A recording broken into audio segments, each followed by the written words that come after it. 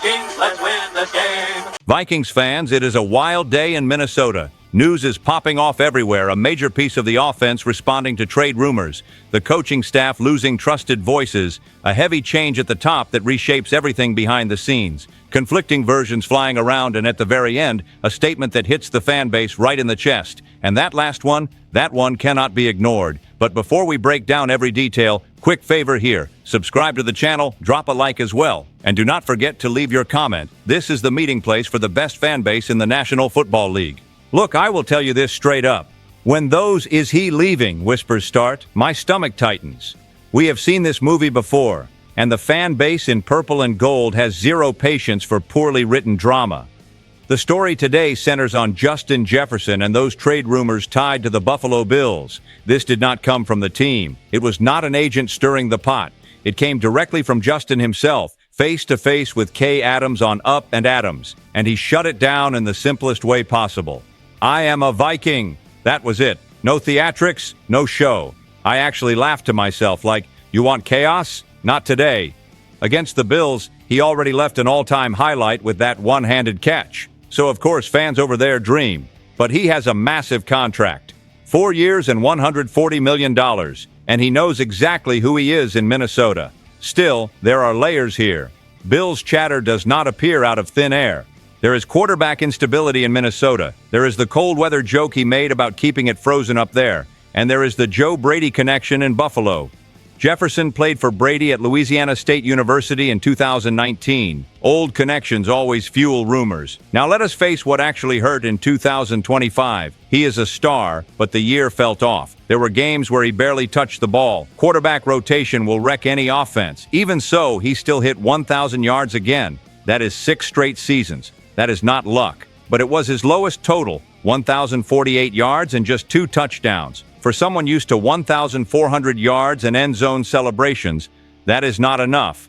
What I respected most is that he did not pretend everything was fine. He admitted there were games with 1 or 2 catches. He said the plan was to feed him more, but it never clicked. That is leadership.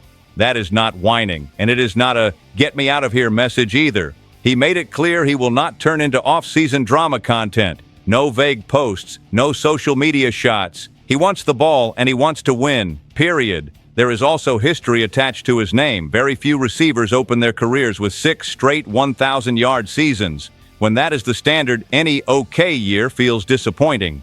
And here is where it hits us. If Jefferson is saying he does not care who throws the ball, he just wants to reach the big dance, then the team has an obligation to build a real path to that. J.J. McCarthy is the guy in the building right now, but the staff has to bring order back. An offense that cannot sustain drives leaves even superstars talking into empty space. Fans feel that in their bones. So tell me in the comments, do you buy Jefferson's stance as true leadership, or does it feel like talk meant to quiet rumors? This is where you get a raw fan perspective, no spin and no agenda. And stay with me, because the next story hits the coaching staff directly. A key piece is packing his bags, and that forces change on the offense fast. All right, take a breath with me here. This one flew a bit under the radar, but when you connect the dots, you see how big the hole really is. The issue is Brian Angelicchio. He was the tight ends coach and the passing game coordinator on Kevin O'Connell's staff. Not a clipboard guy living off buzzwords. He was deep in the engine room of the offense, designing concepts, shaping game plans, tightening details that only show up on Sundays when things work. And then the news drops. The Steelers came calling and pulled him in as their offensive coordinator, his first offensive coordinator job in the National Football League. And there is a clear reason. Mike McCarthy and Angelicchio worked together in Green Bay. Old trust matters. When a head coach believes in you, hesitation disappears. For Vikings fans, it triggers that uncomfortable feeling of, here we go again, another one leaving. O'Connell has been building a strong staff, but this is how the league works. If someone shines, promotions come from elsewhere. And since Wes Phillips is already the offensive coordinator, Minnesota cannot block this move. It hurts, but that is the rule. Now look at the real impact. On paper, he coached a group that includes T.J. Hawkinson and Josh Oliver. That alone matters. Tight end is central to the modern offense. Under O'Connell, that group plays a massive role in short routes, play action, and protection. But the heavier weight is the passing game coordinator title. That role shapes the entire offensive identity.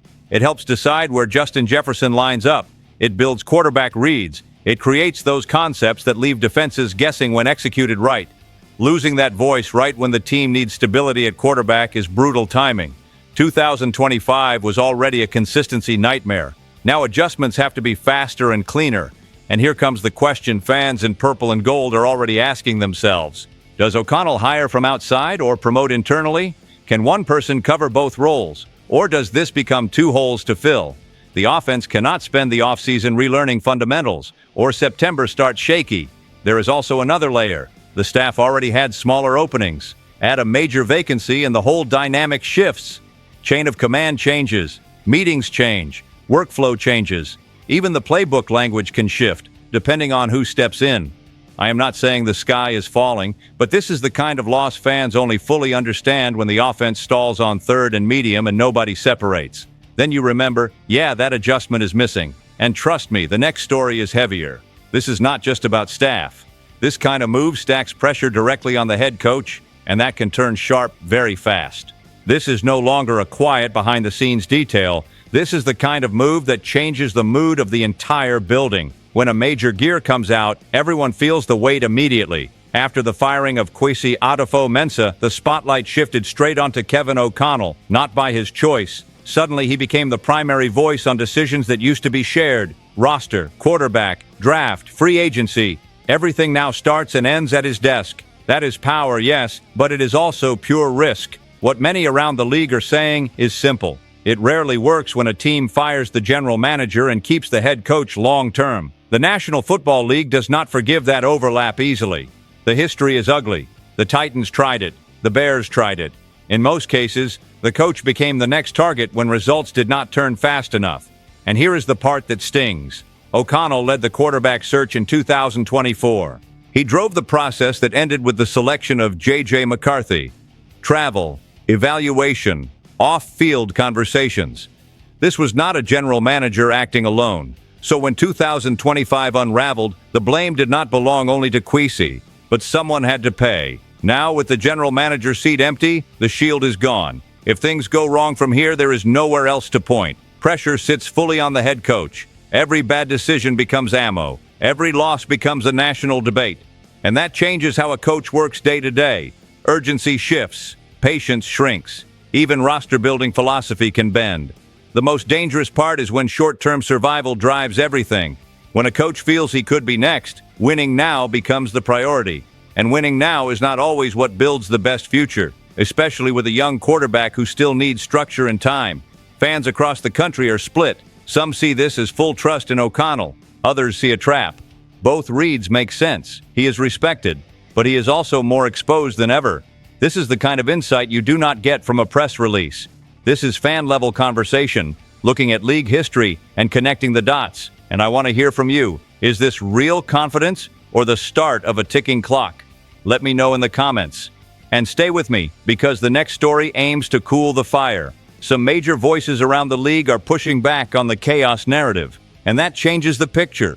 Now the tone shifts, panic fades. In comes that moment of, hold on, this is not exactly how it was painted. When noise gets too loud, someone has to hit the brakes. That someone was Tom Pelissero, respected reporter, strong sourcing, no guesswork. After the firing of Kwesi Adofo-Mensah, stories exploded about toxic culture, ugly fights, and an unstable environment. The kind of stuff that sounds like a television script. Pelissero pushed back hard and said it does not match reality. According to him, Kevin O'Connell and Kwesi always had a solid professional relationship. They disagreed, sure, that is football. Different visions on roster building, salary cap, quarterback direction. But there was no blow-up, no screaming, no personal fallout, nothing like the chaotic ending of the Zimmer and Spielman era. Anyone who lived through that knows the difference. And here is an important point. When someone misses on a scoop, others rush to fill the gaps with unverified details. Pelissero called that out directly. A flood of tweets creating a soap opera narrative, and fans in purple and gold were left stuck in the middle, unsure what to believe. Some even dragged up old topics like paternity leave from years ago as if that explained a firing today. That crosses into absurd territory. Pelissero was clear. Short-term frustration happens in any workplace, but you do not fire a general manager 3 years later because of that. Period. What actually happened based on his reporting was a cold evaluation by the Wilf family. Meetings, tough questions, honest answers. and a conclusion that the partnership, as structured, was no longer right for the future of the franchise. No villain, no hero, just a heavy decision. Meanwhile, Rob Brzezinski steps in as interim, longtime organizational figure, salary cap specialist, trusted by ownership. Not a traditional scout, but being a general manager is also about bringing people together and building consensus. He has effectively been given a trial run through the draft. That says a lot for anyone who lives and breathes Vikings football. Pelissero's words bring some relief. They do not fix everything, but they remove the feeling that the organization has completely lost control. Sometimes the truth is less dramatic and simpler. And pay attention, because the next story cuts straight to the heart of the fan base. Quarterback pressure, internal response, and that always hits hardest. This is the kind of story that makes a stadium go quiet for a few seconds. Because when the topic is quarterback, there is no filter. Everyone feels it, everyone has an opinion, and everyone knows it defines the future. The focus right now is J.J. McCarthy. After a roller coaster 2025 season, the numbers do him no favors. Low passer rating, more interceptions than anyone wants to admit. 10 games that felt like 30 because of the wait. And since the team wants to win now, the question turns into an uncomfortable whisper. Can they afford to wait? Inside the locker room, though, the message is different. Aaron Jones Sr. publicly backed the young quarterback. He talked about process, about learning how to win, about a group that stayed together even when things fell apart. According to him, the team found momentum too late. One more win and this conversation looks completely different today. That matters. Unity cannot be bought. Then comes the clash of narratives. On the outside, major media voices are putting responsibility on McCarthy's shoulders. Jim Rome, for example, said McCarthy did not get the general manager fired by himself, but played a significant role. When that becomes a headline, it becomes fuel. Whether you want it or not, the player reads it. The agent reads it. The family reads it. Justin Jefferson also addressed his frustration with the season recently. He did not name names but made it clear that inconsistency at quarterback played a role. That can be taken as pressure or honesty. And here is the reality. Stars want to win. When they do not, they speak. Now comes the most delicate part. Kevin O'Connell is in a brutal spot. He backed McCarthy. He helped choose him. And now, with the general manager gone, even more responsibility sits on his shoulders. If he doubles down and it fails, the fallout is immediate. If he brings in strong competition and the young quarterback feels it, that risk exists too. What I see is a quarterback with tools who was thrown into the fire too early. No bridge, no structure, no stability around him. That does not erase on-field mistakes, but it explains a lot. A young quarterback without footing becomes an easy target. Fans everywhere are split. Some want patience, some want a proven name right now. Both sides have arguments. The problem is that the National Football League rarely waits, and Minnesota stands at a crossroads. Aaron Jones' words, the media noise, and the internal pressure all become fuel. It can forge a leader, or it can break a project, and the answer will not come in a press conference. It will come on the practice field. It will come in September. Now put all of today's stories together. Staff changes, power concentration, external rumors, backroom defenses, and you see the size of this moment. This is not just an off-season. This is a direction-defining stretch, and that is where everything connects in an uncomfortable way. Rumors circling the top offensive star, the offensive staff losing a key piece, power concentrated in the head coach's hands, behind-the-scenes drama being walked back, and a young quarterback carrying weight that feels heavier than it should. This team is at a real decision point, not polished press conference talk. Decisions that change direction. Either they organize everything around who is already here, or they flip into urgency mode and pay the price later. Anyone who lives and breathes Vikings football knows this franchise has paid dearly for rushed choices before. At the same time, something is still alive. There is talent. There is leadership. There is a locker room that still believes. That does not vanish overnight, but it needs clarity. It needs alignment. And it needs patience in the right measure, not comfort. I have decades of fan experience in these seats. I have seen this story end very differently depending on the choices made. Some endings brought pride, others left scars. This one is still being written, and how these pieces come together will say a lot about who this team is right now. So drop your comment. This space belongs to everyone who lives and breathes Vikings football. I want to know where you think this road is headed. Stay tuned. SKOL Vikings, let's go.